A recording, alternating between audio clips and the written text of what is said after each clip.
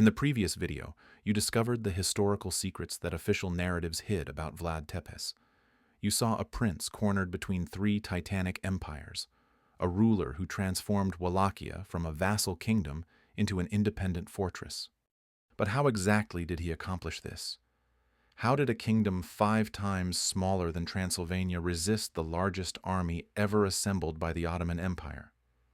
How did Vlad defeat forces that had conquered Constantinople, the city considered impregnable? Today you'll discover the exact military techniques that Vlad used, the methods of warfare that shocked sultans, emperors, and military historians for 500 years. Strategies so effective they continue to be studied in military academies today. Because Vlad didn't win by luck. He won because he mastered 3 completely different systems of warfare and fused them into something no one had seen before. Brief pause. Prepare yourself for the most detailed military analysis ever done on the campaigns of Vlad Tepes. To understand Vlad's military genius, you need to understand exactly what he was fighting against. Wallachia in 1462 had approximately 17,000 square miles. The total population was about 400,000 inhabitants. Of these, Vlad could mobilize at most 30,000 men for war without completely collapsing the agricultural economy. Compare this with the Ottoman Empire. Sultan Mehmed II controlled territories extending over 770,000 square miles, estimated population of 12 million people. The Janissaries alone, the Ottoman military elite, numbered 150,000 permanent professional soldiers. The Holy Roman Empire to the north, even larger. More than 270,000 square miles controlled by the Habsburg dynasty. Population of 25 million. Professional armies that could exceed 200,000 men when fully mobilized. And in the middle of these two colossi, tiny Wallachia. Geography made everything worse. Wallachia was literally the corridor between Christianity and Islam. Any army wanting to invade in either direction had to pass through there. The Carpathians to the north offered some natural protection, but to the south the Danube plains were practically indefensible against large armies. Vlad inherited a kingdom without adequate fortresses. His grandfather Mircea had built a line of fortifications, but the Turks had captured them one by one. When Vlad assumed the throne in 1456, perhaps 6 fortresses remained in defensible condition. Economic resources were extremely limited. Wallachia had no significant gold or silver mines, no important seaports. The economy was based on subsistence agriculture and some transit trade. The royal treasury, when Vlad took over, practically empty, drained by years of tribute to the sultan. And there was an even worse problem. The local nobility, the boyars, were more interested in internal power games than in defending the kingdom. They had supported 5 different princes in the last 20 years, switching allegiances as convenient. Many maintained secret connections with both Turks and Hungarians, ready to betray any prince who didn't serve their interests. Militarily, Vlad inherited an army in tatters, perhaps 10,000 men, mostly poorly trained peasants with obsolete equipment. No significant artillery. No heavy cavalry, no specialized archers. The boyars maintained their own small private armies, but these were more an internal threat than a military asset. This was the impossible situation Vlad faced, and it was exactly against these impossible odds that he created one of the most effective military systems in medieval history. Vlad had 3 advantages that no one initially noticed. First, he had been a hostage in the Ottoman Empire from age 6 to 20. Second, he had served under János Hunyadi, the greatest Christian commander of the era. Third, he had studied the methods of the Order of the Dragon against supernatural and natural threats. This means Vlad didn't just know Ottoman tactics. He had lived them from the inside.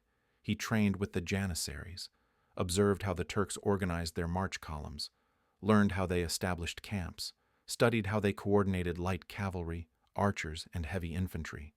More importantly, he understood the weaknesses of the Ottoman system.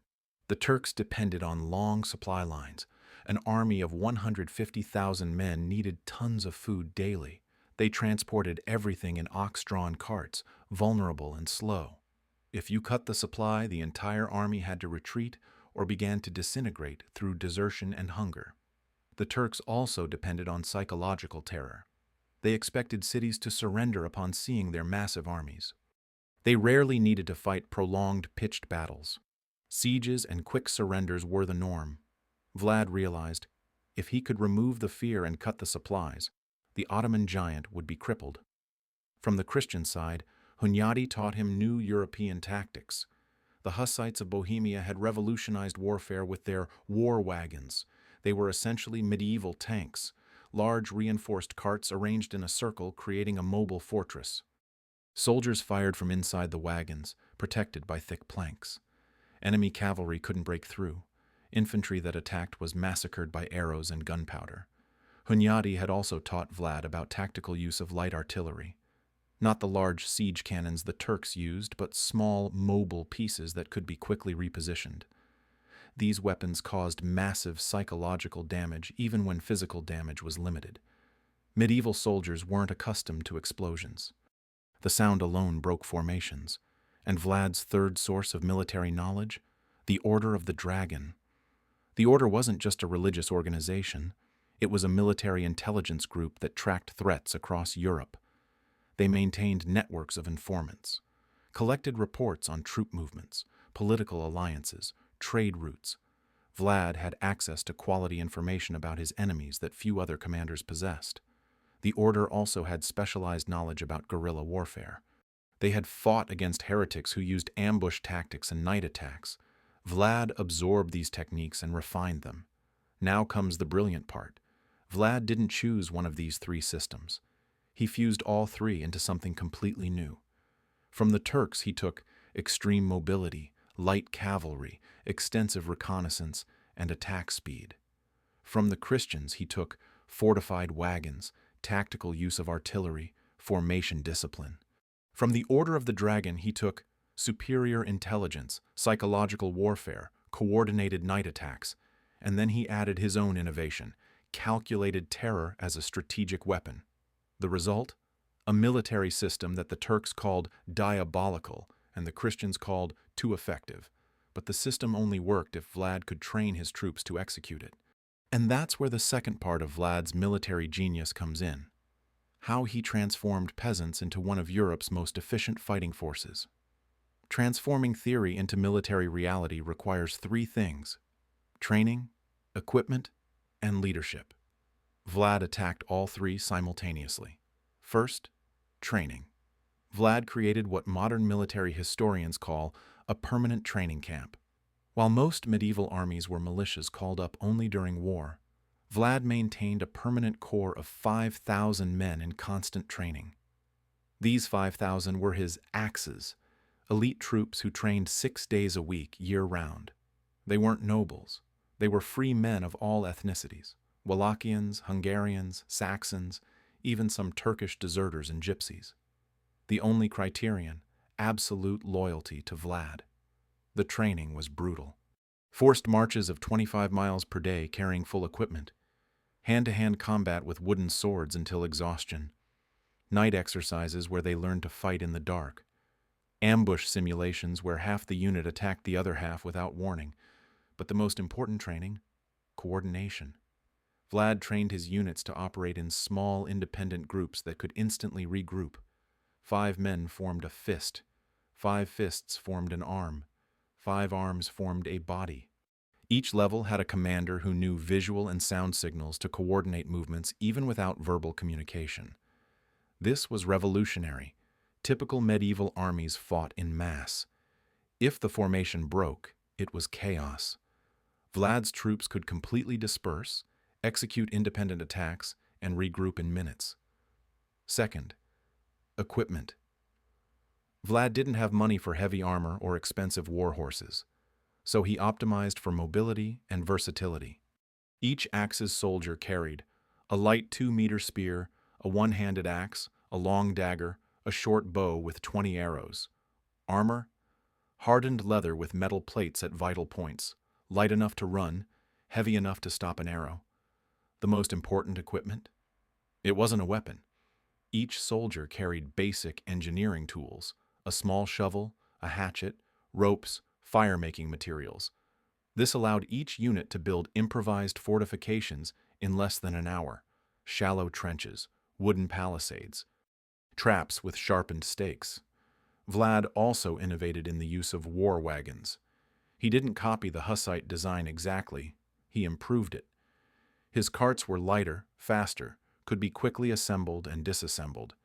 Each cart had 8 men, 4 archers, 2 men with long spears, 2 with axes for close combat. 50 of these carts could form a defensive circle in 20 minutes. 100 carts created a mobile fortress that could move 9 miles per day and still be ready for combat. Third, leadership. Vlad commanded personally, not from a safe tent behind the lines. He was on the front line, recognizable by his distinctive armor and plumed helmet. His men could see him fighting beside them. This was crucial for morale.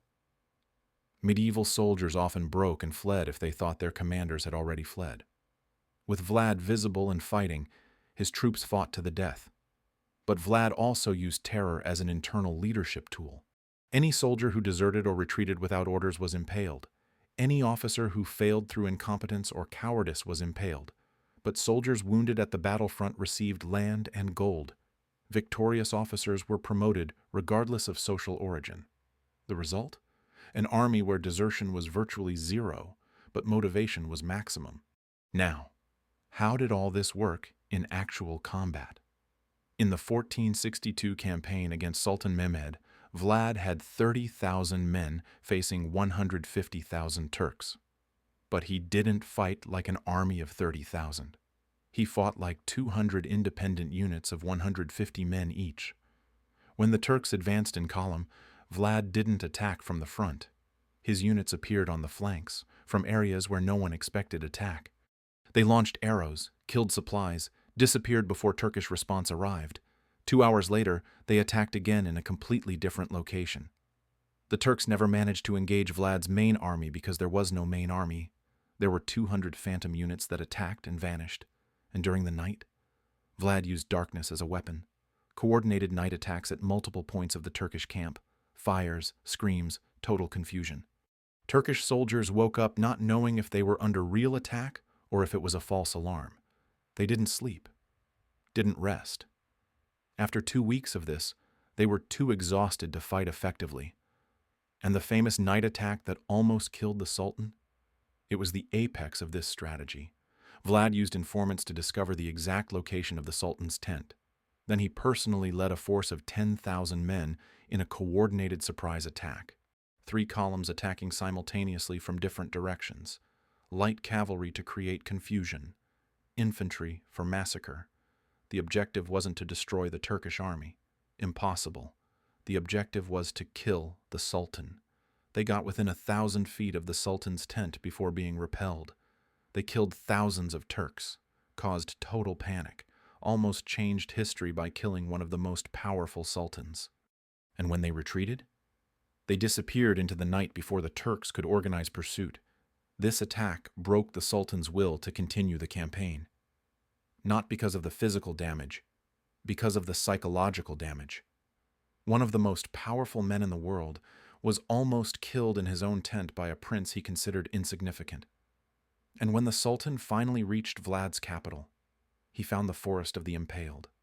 Mile after mile of stakes with corpses. Not randomly. Organized. The highest-ranking prisoners impaled highest. A calculated demonstration that Vlad had no fear. The Sultan, the man who had conquered Constantinople, retreated. Vlad's tactics didn't die with him. When we analyze later wars, we see direct echoes of Vlad's methods. The 30 Years' War, a century and a half later, Protestant commanders used almost identical scorched earth and guerrilla warfare tactics against superior Catholic forces. Swedish General Gustavus Adolphus, considered one of the greatest military strategists, studied Vlad's campaigns. He adopted the concept of small, mobile units coordinated by signals. He used improved fortified wagons. He applied psychological warfare principles. Modern military historians classify Vlad's tactics as proto-asymmetric warfare. Smaller force using mobility, terrain knowledge, and unconventional attacks to neutralize advantages of a larger enemy. Sound familiar? It should. These are exactly the principles used in modern independence wars. The American Revolutionary War? George Washington used scorched earth and guerrilla attacks against the British, very similar to Vlad against the Turks. Afghan resistance against the Soviet Union in the 80s? Same principles. Attack supply lines, deny the enemy fixed targets, use superior terrain knowledge. Modern military academies include Vlad's campaigns and courses on asymmetric warfare. Oxford University has published 3 different studies in the last 2 decades analyzing his tactics. Dr. Stephen Turnbull, medieval warfare specialist from the University of Leeds, wrote, Vlad Tepes created the model for effective guerrilla warfare that would only be fully theorized 400 years later. He proved that army size is less important than tactical flexibility and willingness to innovate. The Institute of Strategic Studies in Bucharest maintains complete archives of Vlad's campaigns. NATO military officers regularly visit to study how a small kingdom resisted superpowers, and the most studied aspect. It's not the specific military tactics, it's how Vlad fused knowledge from different cultures, how he wasn't afraid to learn from his enemies, how he saw beyond the limitations that others accepted as inevitable. Because in the end, Vlad didn't win by being more brutal. He won by being more adaptable. Vlad Tepes's military techniques teach us something profound about strategy and survival. When you're at a massive numerical disadvantage, traditional forces don't work. You need to rewrite the rules of the game. You need to fight in ways your enemies don't expect and can't effectively counterattack. Vlad didn't have the Sultan's resources, but he had something more valuable: mental flexibility. The ability to fuse the best of multiple systems and create something new. This lesson resonates far beyond medieval battlefields. In business, in technology, in any field where you face superior competition, innovation matters more than resources. And Vlad teaches us something else. Terror has its place in strategy, but it's not enough alone. The impalements shocked, but they weren't the reason for victory. Victory came from superior training, innovative tactics, and exceptional leadership. If the secrets of medieval warfare fascinate you, leave your theory in the comments. What other historical figure revolutionized military strategy in a similar way? What commander would you like us to analyze with this level of detail? If this deep dive into historical tactics added value, subscribe. We have more detailed analyses of figures who changed the course of history through military genius. And remember, history isn't just about what happened, it's about how and why it happened. It's about understanding the details that make all the difference. Until the next historical revelation.